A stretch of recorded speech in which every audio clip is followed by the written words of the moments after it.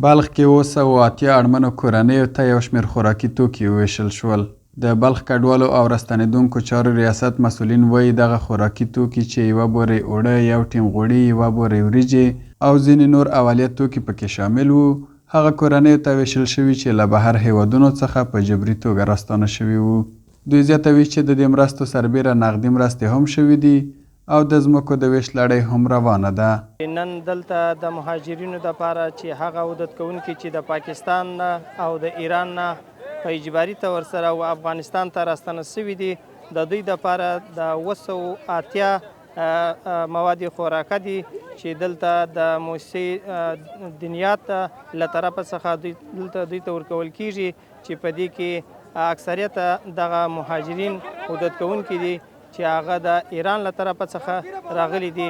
نن په بلخ ولایت کې د 280 د عودت کوونکو لپاره تاسې اعلاني وینئ چې دلته توزیع روانه ده.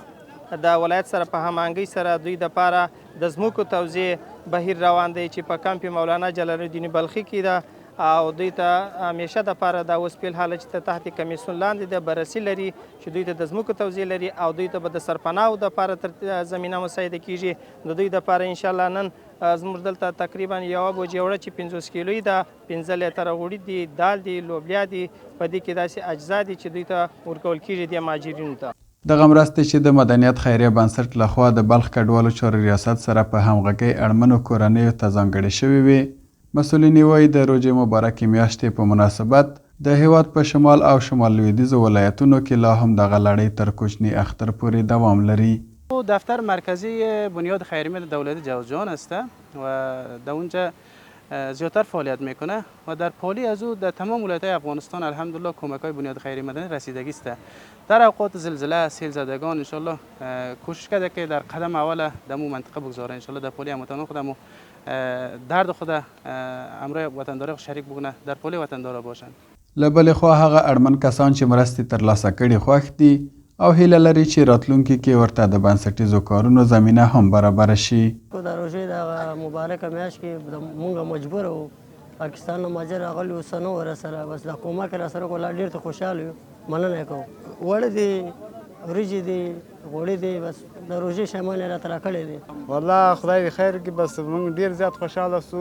وړه دي، دغه د مکرونه دي، وریجې دي او غوړي دي او داسې نور بوره ده او داسې شیریني. بس خیر اوس دا مې د دې خلکو لپاره ډېر غټ کومک ده. په دې چې خلک غریب بیچاره ډېر دي، نو مقصد د دې باندې یو کار یو وخت تېرېږي. دا په داسې حال کې ده چې سږکال د ایران، پاکستان او ځینو نورو هیوادونو څخه ګڼ شمېر افغان کډوال په جبري توګه هیواد ته راستانه شول چې له جملې څخه یې ډېر بلخ ولایت ته هم راغلي دي. ثابت خان انځور، د البرز نشراتي څانګه، بلخ ولایت، مزار شریف.